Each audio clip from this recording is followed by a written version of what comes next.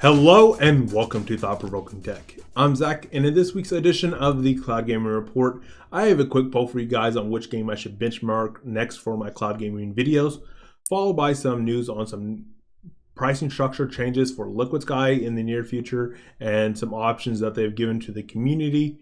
And after that, we're going to talk about the future of the Xbox consoles and how that could possibly be in the cloud. And then to wrap things up, we have some new games available on the GeForce Now platform.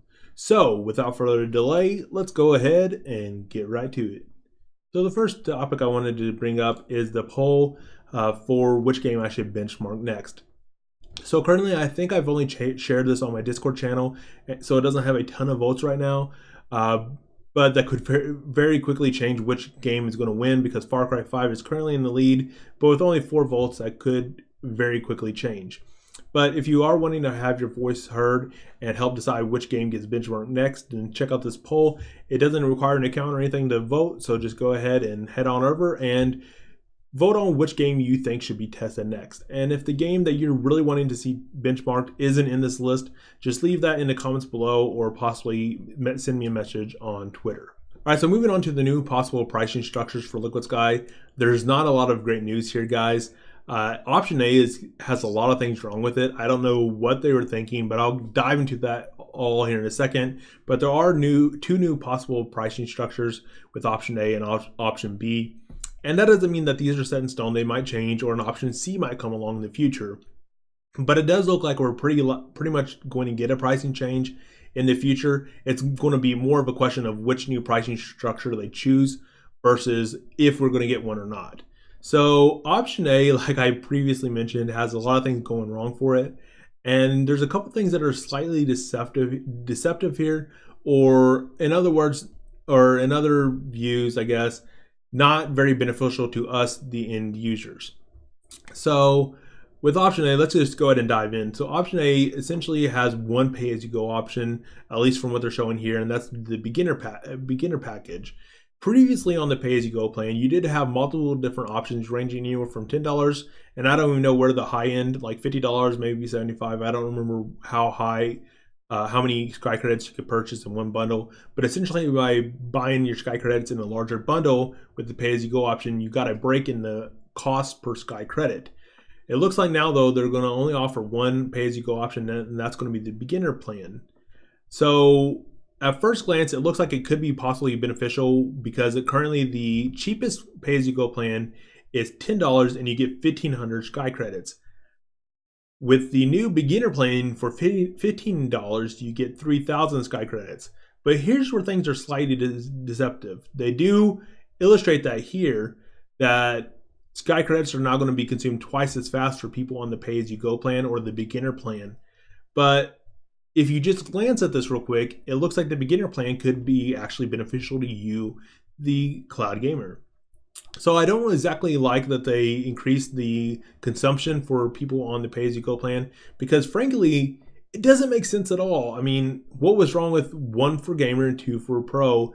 If they're going to give you 3,000 instead of giving you 1,500, it just simply doesn't make any sense at all, unless it's simply to make it look better at first glance by making it look like, yes, you are paying more for the cheapest plan, but you're getting more Sky Credits. But in reality, you're not, because once you factor out the fact that you now consume Sky Credits twice as fast, for $15, you're now getting 1,500 old Sky Credits.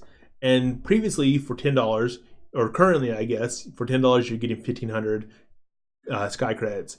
So once you boil down the fact that on the beginner package, you're going to consume Sky Credits twice as fast, it is just bad news in general for people that are currently on the pay-as-you-go plan, because things are going to cost 50% more for you on a Sky Credit basis, and it could possibly even cost more than 50% if you did purchase one of the more expensive packages, and maybe you only refilled Sky Credits once every 3 months instead of buying a new package of Sky Credits every month. You maybe only bought Sky Credits every 3 months, or maybe you purchase Sky Credits for your kid and give it to them on their birthday and Christmas possibly. And now essentially things are going to be much more expensive, especially if you did purchase one of the bulk plans.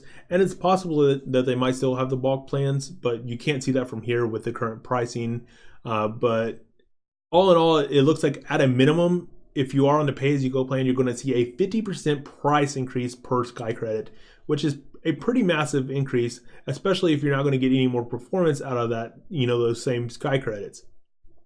So moving on to the monthly plans, they don't make a lot of sense either, because you are in the long run going to be getting less for more, because with the current monthly plan, you're paying $20 per month and you're getting 80 hours of gameplay. With the new option, you're paying $30 per month, but you're only going to get 100 hours of gameplay.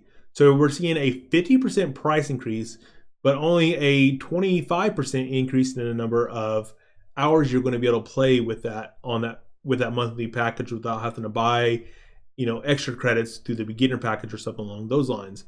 And there's also another massive catch here. With both Prestige and the Prestige Plus plan, you no longer have rollover credits for extra credits you didn't consume in a previous month.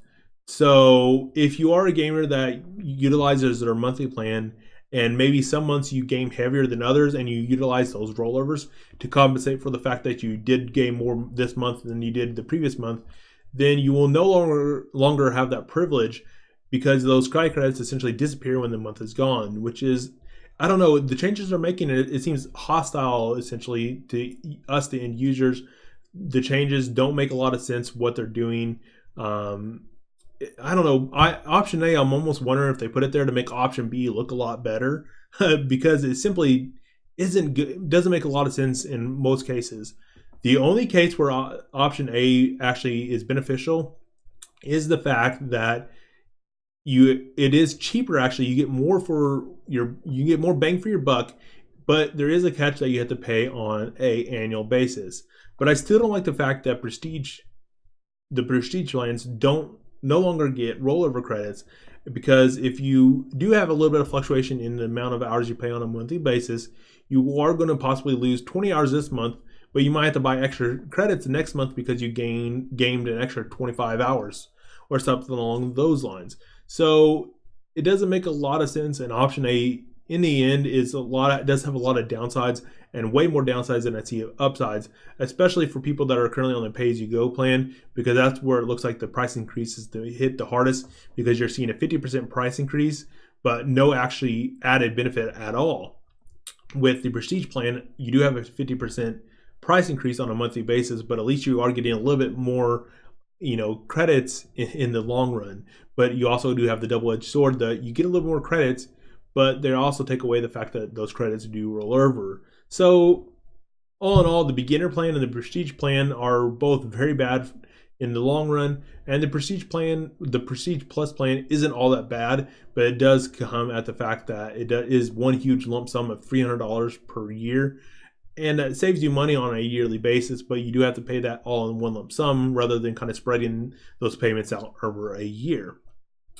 So like I was saying, I almost wonder if option A was added to make option B look good, because option B has a lot more going for it. It's priced more like what we see with Shadow right now, with plans ranging from $20 per month to $30 per month, and you also have an annual plan here too. The main thing here though is that the amount that you pay on a monthly basis dictates which hardware tiers you're able to play on. So if you pay $20 per month, then you're able to play on the gamer plan. If you pay $30 per month, you are able to play on both the gamer and the pro plan. But since these come with unlimited number of hours, I don't know why you would ever pay the extra money on the $30 per month plan and not utilize the pro plan. It doesn't make sense to me, but whatever. But all in all, it could be very beneficial to you if you are a more hardcore gamer that games a lot on a monthly basis, because these do have an unlimited number of hours. Because even if you look at the gamer package, which currently costs, or the monthly package right now costs $20. So if you're going to pay the same on a monthly basis, you can now play as many hours as you want versus only having 80 hours of gameplay with the current option. And the pro plan isn't that badly priced either. It's at $30 per month. Do keep in mind though that Shadow costs $40 per month, so we're getting pretty close to Shadow. And so far in my benchmarks, if you're looking at for a service that has unlimited number of hours, then Shadow might be better for you if you're willing to spend an extra $10 for the performance increases you'll see from Shadow. It's probably worth it. But if you are a budget gamer that does want to game a lot on the cloud, then the gamer plan could be pretty beneficial for you. And I've said it before, but I think the gamer plan should have a little bit more resources, and they should try to change up how they're kind of allotting resources with their options, because the gamer plan is very weak for a lot of games. So there are some trade-offs here. And the pro plan is getting pretty close to some of the more expensive options out there, like Shadow, which costs $40, like I was mentioning earlier. So it becomes, as these are becoming more expensive, it's harder to recommend LiquidSky as a budget option, because at least previously, if you were on the $20 per month package, you could still utilize the pro tier. And if you weren't a hardcore gamer and maybe you only gamed a couple nights a week and you only gamed a couple hours for each session, then the $20 per month package would get you plenty of credits for a full month, and you're able to take advantage of the pro tier at the same time. So there are some trade-offs with option B, especially if you are a more budget gamer. But if you are a more hardcore gamer that's looking to move to the cloud, then option B could be more beneficial to you. And their yearly plan is also kind of interesting, because in the end it'll save you money, and it does have the possibility of having the elite tier possibly added. The fact that it says maybe elite, though, is not very reassuring, because we've had elite before and it was taken away.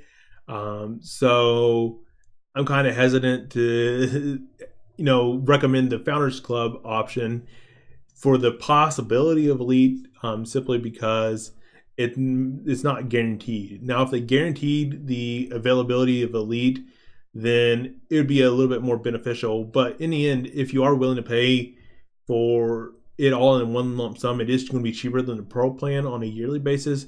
But once again, as I've mentioned a couple times already, it is one huge lump sum of $300 per year, all in one lump sum, versus kind of spread out on a yearly or on a monthly basis. So all in all, option A doesn't look good at all. There's a lot of negatives to option A, and just to highlight on those, with the pay-as-you-go, you're just going to boil it down to you paying at a minimum 50% more. And the downside for the monthly users, unless you are willing to pay annually, you're going to pay more for less, and you also lose credit rollovers.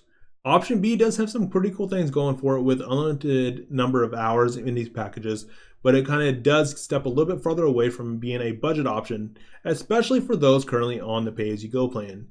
As might have expected, option B is winning very clearly winning, and that's kind of why I was thinking that option A might be there simply to make option B look even better. But I'm surprised to see that 24% of people did vote for option A, simply because there's not a lot of benefits to it. Unless you are a very budget gamer, then the beginner plan could still be cheaper for you in the long run, because maybe you only need 10 hours on a monthly basis. Then $15 will still get you 2 months of gameplay, because you only use this when you're on the go and you never use it when you're at home because you have a good gaming computer. So there are certain use cases where option A could still be cheaper for you in the long run, but it has so many negatives to it. I can't personally recommend it at all.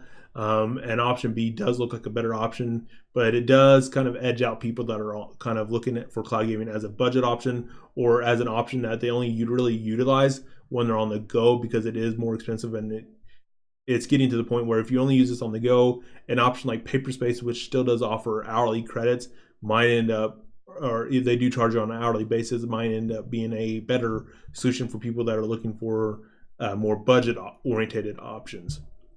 So all in all, that's the new pricing structures that we might see with LiquidSky. A lot of bad news, but some possibly good news if you are a more hardcore gamer that plays more on a monthly basis. All right, so over on Throt.com, they have a great article talking about the future of the Xbox.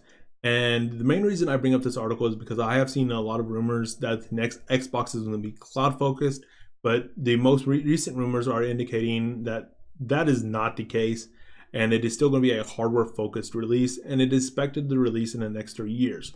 In general, the next console is still going to be hardware focused, but it's still going to utilize cloud computing. So one example of this is Crackdown 3 is going to utilize cloud computing to offset some of the raw power that's going to be needed on your local machine to the cloud. For example, physics-based calculations for building destruction and other destruction in the Crackdown 3 world will all be performed on the cloud, and then the results will be sent back to your local console. And this is a great stopgap as we're continuing to roll out and build our broadband infrastructure, and as we're waiting for 5G, and hopefully that is as great as everybody is promising. But in less bandwidth, in bandwidth deprived areas, especially in rural areas in America and elsewhere around the world, of course, but my experience is more in rural America, but in areas where your broadband is much more limited, then this could be a great stopgap, because the bandwidth required to transmit an answer to an equation or a series of functions is a lot less than the amount of bandwidth required to transmit a good 1080p 60 FPS video and audio signal. So in the end, this could be a great stopgap to get more power out of our gaming consoles, but it does look like the next Xbox isn't going to be purely cloud focused.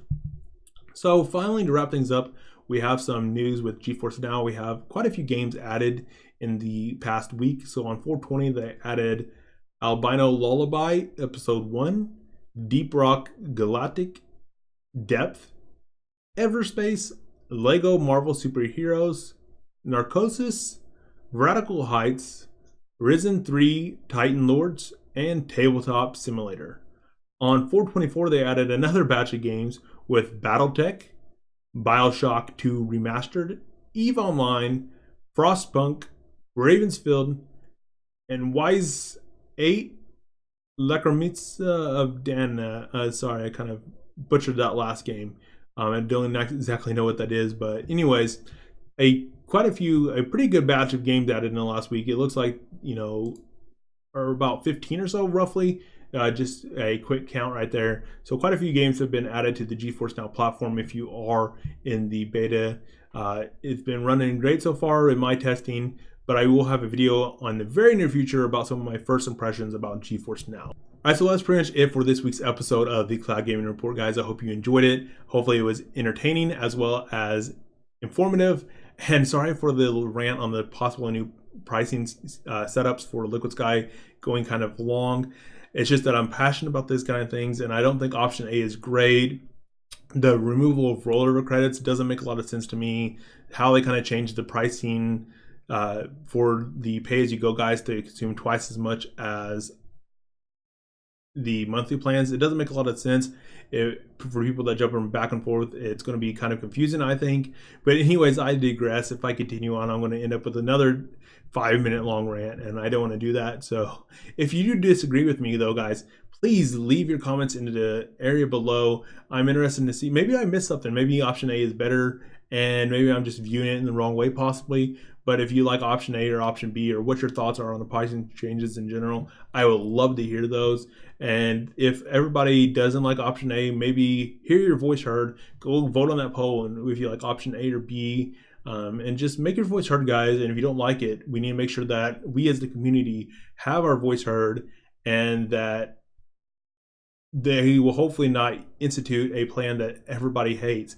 But I was surprised to see that 24% of the people did prefer option A to option B. So maybe I am possibly overlooking something, and those options aren't as bad as I think they are personally, after kind of looking at the numbers. And there are still use cases where option A could be better. But anyways, guys, once again, I digress. This is the end of the video. I hope you enjoyed it, guys. If you did, give it a big like. I greatly appreciate that, guys.